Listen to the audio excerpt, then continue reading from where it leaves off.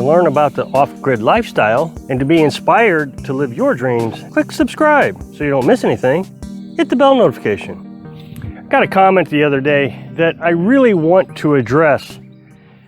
He was being as polite as possible, but he was suggesting that we didn't get far enough away, that our property is too close to things. Obviously, you can see that there is a power line right over my head. I get ripped on that all the time. There's no way you're off grid, you got a power line over your head. But as you can see, there's nothing hooked up to my camper. We have a little wood stove underneath that tarp there. That's going to be our outdoor heat exchanger. We are on an 1.5 acres. Road's right up here. It's a little road. Now, we are outside the city limits. We have a neighbor back over here. Now, that neighbor is rarely here. He was here when we first got here. He was here all the time. I probably haven't seen him in, a month now. Last time he was here was on July 4th, and this is August 1st. You'll get this video 7 days after I make it. And then we have a neighbor up here. Now, he's a real loner. Doesn't want anybody bothering him. He lives in an old gas station. So the complaint is that I'm really not that far away from society, which is going to cause me all kinds of problems in the future. And so this guy was explaining to me that if he ever decides to go live off grid, it's going to be on a big piece of property, down a huge gravel road that he has to turn and go a 1/4 mile down on his driveway before anybody can get to him. First of all, we're in an area that has become unincorporated. It used to be incorporated, but they got tired of the government regulations and the government growth and the taxes increases and voting and all that they said, you know what, we're going to unincorporate. So now the town is not regulated by anybody. Of course, we still got the county, but the county doesn't care. As a matter of fact, when I called the county, I told them where I was at, and I said, yeah, we're really trying to clean this place up. Oh, I can only imagine. So, I mean, we're the disgust of the county. Excellent. That's what you want to be. You don't want the county caring about you. Oh, let those slobs down there live. And so that is a huge advantage for us. As long as the county doesn't care what we're doing out here, and they don't. You should see some of these places down here. They're all trashed up, tore up. One place should be condemned. He's got a sign on it, do not enter, dangerous. And everybody leaves you alone around here. They really do. The only problem I've ever had so far is a subscriber from California calling and complaining about me. But nobody around here. The second part of it is, if you go get 10 acres out in the middle of nowhere, everybody wants those 10 acres. Supply and demand, it's simple economics. So instead of paying $1,000 an acre, you're going to pay $5,000 an acre because it's in prime real estate. It's what everybody wants. So we got this place for $4,200. It had a well. If I dug a well, it would be $2,500. So when you really break it down, we only paid $1,700 for the property. Also, with having the power line, that brings down the property value. It's perfect, if in my opinion. We were able to accomplish something with very little money. I was able to pay cash for it, didn't need to get a loan. That's the thing, is if you're wanting to get a loan to go get 10 acres on a property that's $5,000 an acre, you're not getting away from everybody. You still got the bank breathing down your neck, and any given day, things can go bad, and they're going to come and get your property. I don't have that problem. Now, I know a lot of people say, oh, Rob, you're forgetting about taxes. Taxes is, okay. You come out to a junky county like this, you know what taxes are on this piece of property? $23 a year.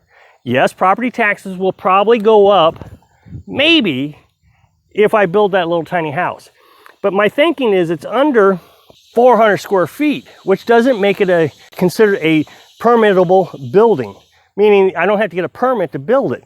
So even if they do decide to tax it, let's say they tax it $100 or $200 a year. That's still very easy to obtain.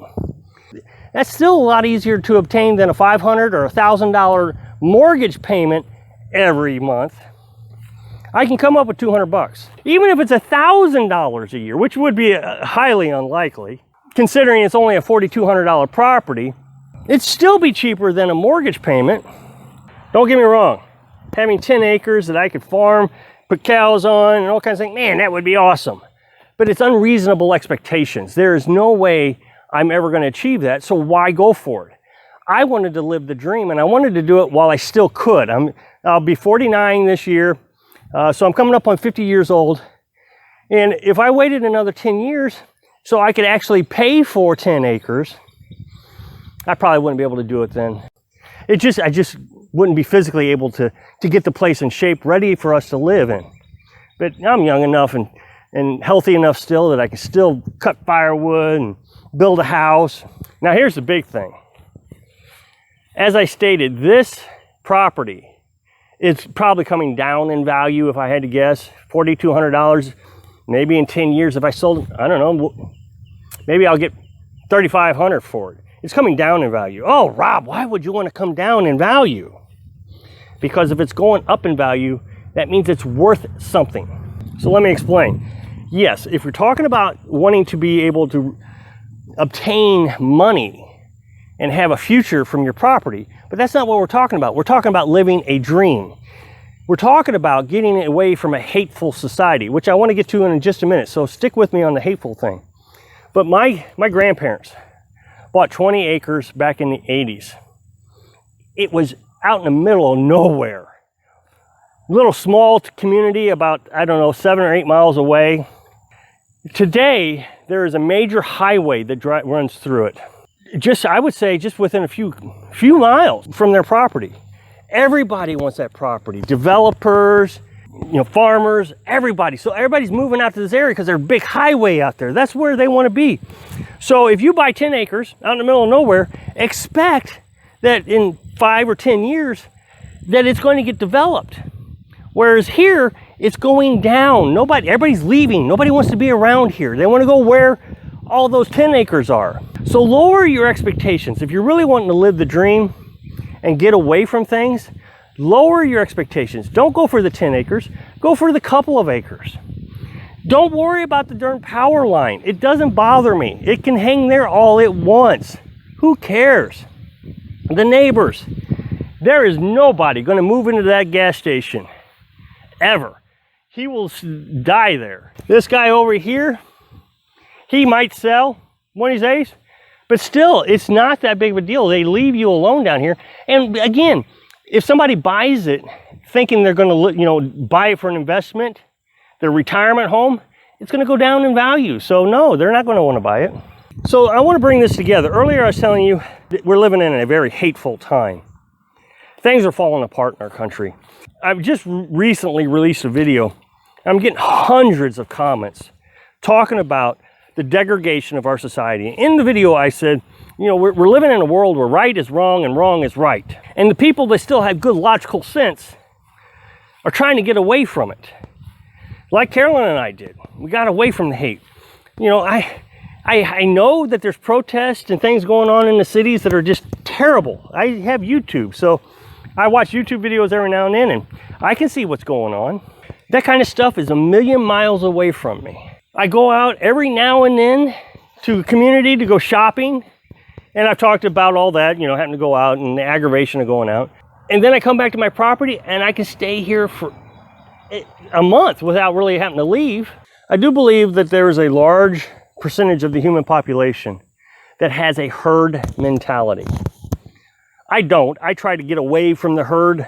I don't want to be around the herd. John was telling me the other day, he says, Rob, the longer you're away from people, the worse people are going to be around you. You're just going to get more aggravated at them. And that's true. But I also am a lot less stressed than I've ever been in my life. I don't want to go towards the herd. There's too much hate right now. I don't know if it's ever going to get better. Unfortunately, we got an election coming up, and I'm glad to be a million miles away from it all. I do understand the dream that you're going to be out there a million miles away from everybody on 10 acres in your 4x4 and your tractor and all the neat toys. I mean, I get it. I really would like to have all those toys. But in the end, my happiness was just as important as my freedom. I guess they go hand in hand, and this is where I struggle to talk to folks. I don't seem to connect with you when I start talking about this. A lot of people say happiness is from within inside. And I've tried to explain this before. Is the woman who's being abused by her husband happy, I mean, all she has to do really is say, oh, well, you know, he's only mean when he's drunk. No, she's unhappy, and there's nothing internally that she's going to change that's going to make her happy. So the same thing applies here. If you're stuck in the city and things are going bad around you, then the time is now. The time is now that you got to say, okay, I got to make a change in my life so I can be happy. And so if I can unplug and live an off-grid lifestyle on an acre and a half so I can be free and happy, then that's what I'm going to do. And I'm going to encourage you to do it as soon as possible. Stop looking for the perfection of the dream and start looking for the dream. So I hope I can encourage you to start looking for the dream. Thanks for watching.